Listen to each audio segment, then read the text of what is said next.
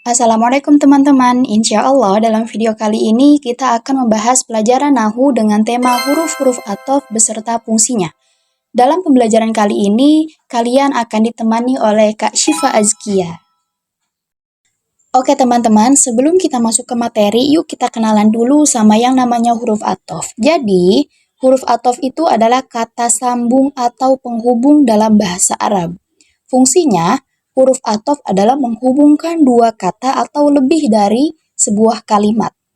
Nah, huruf athof ini selalu berada di tengah-tengah, teman-teman, antara dua kata atau frasa yang dihubungkan. Nah, dua unsur itu kita sebut pertama ma'tuf alaih, artinya yang diikuti atau kata pertama. Kemudian yang kedua ma'tuf, artinya yang mengikuti atau kata kedua. Iya teman-teman, perlu diketahui juga tentang i'rab yang berkaitan dengan ma'tuf dan ma'tuf alaih. I'rab adalah perubahan harokat atau tanda pada akhir suatu kata. Ada 4 macam i'rab dan tandanya itu yaitu rofa dengan dhamma, nasab dengan fathah, jar dengan kasroh, dan jazm dengan sukun. Nah, bahwa i'rab pada ma'tuf itu mengikuti i'rab ma'tuf alaihnya teman-teman. Nah, supaya lebih jelas kita lihat contoh kalimat ini. Ja'a Zaidun wa Amrun. Keterangannya, ja'a artinya telah datang. Nah, di sini dia kedudukannya sebagai kata kerja. Kemudian Zaidun adalah ma'tuf alaih, kata pertama yang diikutinya. Kemudian waw adalah huruf athof. Nah, waw ini penghubung antara dua kata antara Zaidun dan Amrun. Nah, yang terakhir Amrun. Amrun ini adalah ma'tuf. Ma'tuf itu tadi pengikut atau mengikuti. Mengikuti siapa? Mengikuti Zaidun. Nah, kata kedua yang mengikutinya ini adalah Amrun. Jadi, dalam kalimat ini, Zaid adalah orang pertama, Amr adalah orang kedua, dan huruf waw berfungsi sebagai penghubung antara Zaid dan Amr. Oke, agar lebih gampang dipahami, bayangkan analoginya seperti ini. Zaid itu orang pertama yang naik angkot. Terus dia bilang, saya mau naik. Nah, kemudian Amr datang dan bilang juga seperti ini, aku mau naik juga. Nah, tapi supaya Amr bisa ikut, dia harus masuk lewat pintu yang sama dengan Zaid. Pintunya itu apa? Yaitu lewat huruf athof sebagai jalannya. Kenapa Zaid harus mengikuti Amr? Karena di sini Zaid sebagai pengikut, mengikuti Amr. Oke, kita kembali ke i'rab. Kalau i'rabnya ma'tuf alaih, kata pertama itu dhammah atau rofa, maka i'rab ma'tuf kata kedua yang sebagai pengikutnya juga ikut dhammah. Nah, kalau ma'tuf alaihnya itu mansub, nasab atau fathah, maka ma'tufnya juga ikut mansub. Nah, kemudian kalau ma'tuf alaihnya itu majrur atau kasroh, maka ma'tuf juga ikut majrur atau kasroh. Misalnya pada kalimat tadi, Ja'a Zaidun wa Amrun. Zaid di sini adalah ma'tuf alaih dengan i'rab dhammah. Kalian bisa lihat Zaidunnya ini berharokat dhammah. Maka Amr yang ma'tuf juga ikut dhammah, Amrun. Nah, seperti itu teman-teman. Itu adalah penjelasan singkat tentang huruf athof dan bagaimana i'rab pada ma'tuf mengikuti ma'tuf alaihnya. Oke, sekarang kita akan bahas satu persatu huruf athof beserta arti dan fungsinya. Yuk disimak baik-baik. Baik, kalian bisa lihat bahwa di dalam kitab At-Tashil fi Ilmin Nahwi halaman 146 pada bab athof menyebutkan bahwa huruf-huruf athof ada 9. Di antaranya waw, fa, thumma, au, am, bal, la, lakin, dan hatta. Oke, kita akan langsung bahas arti dan fungsi dari masing-masing huruf athof. Yang pertama ada huruf waw, artinya itu dan. Huruf ini menunjukkan penggabungan saja, tanpa menunjukkan urutan waktu. Oke, contohnya, Ja'a Amrun wa Zaidun. Telah datang Umar dan Zaid. Nah, dari contoh tersebut tidak menerangkan bahwa ada waktunya atau tempatnya. Tidak. Tidak jelas siapa yang datang duluan, yang penting dua-duanya sudah datang. Kemudian, fa. Fa itu maknanya tartib ma'ataqib. Fungsinya menunjukkan urutan yang cepat.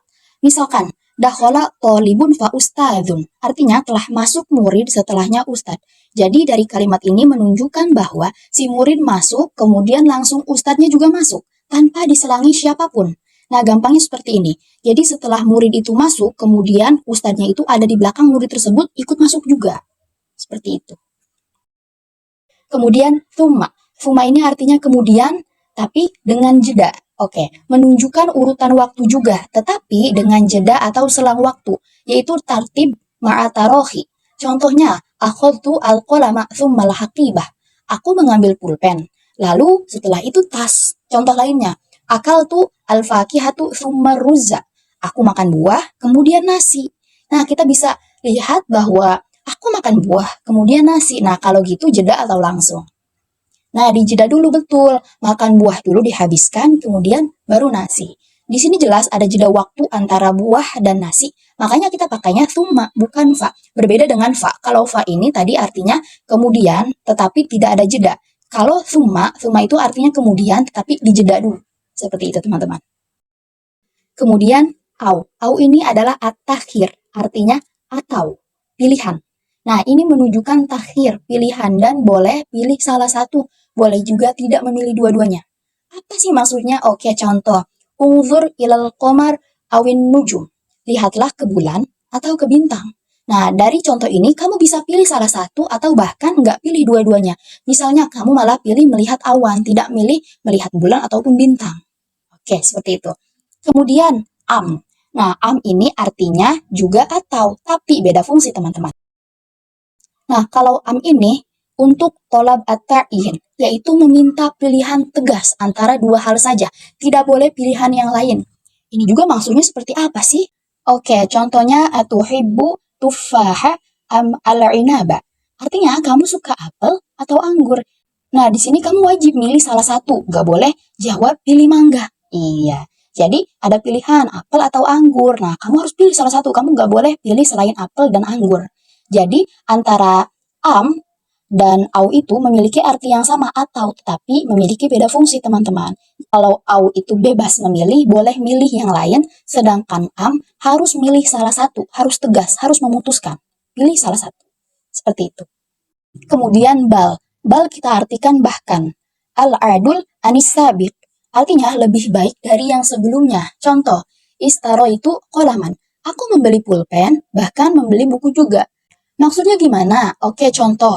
Kita mau ke fotokopi, beli pulpen aja. Tetapi kemudian juga kita melihat ada buku bagus, gambarnya sesuai sama yang kita suka. Nah, itu kita pakai bal. Nah, selanjutnya huruf la. La itu artinya tidak atau bukan, dan biasanya huruf la ini sering disebut huruf la nafi. Tetapi la di sini adalah sebagai huruf atof. Nah, pertanyaannya bagaimana caranya menempatkan la sebagai huruf atof? Oke, perhatikan contoh kalimat ini. Ra'aitu fil ghabati filan la wazzatan wala battatan. Artinya, aku melihat di hutan seekor gajah, bukan seekor angsa, bukan seekor bebek. Nah, kalau ada kalimat seperti ini cukup menggunakan kata sambung huruf atof la. Tidak usah laisa atau kalimat tambahan seperti ra'aitu fil ghabati filan terus ada tambahan ma ra'aitu wazzatan. Tidak, cukup tambahkan saja la yang artinya bukan atau tidak. Oke, selanjutnya lakin. Lakin itu artinya tetapi atau namun. Huruf itu dipakai kalau teman-teman mau menggunakan atau mau bilang sesuatu yang berbeda atau berlawanan dari kalimat sebelumnya.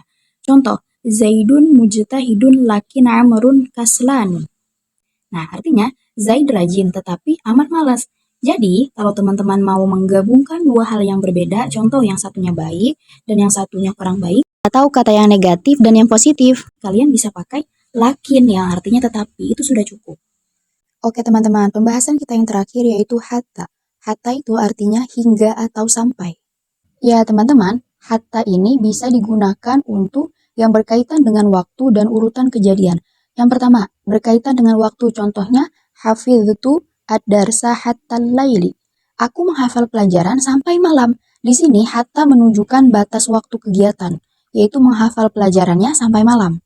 Kemudian yang kedua, yang berkaitan dengan urutan kejadian. Buhikal auladu hatta bakau.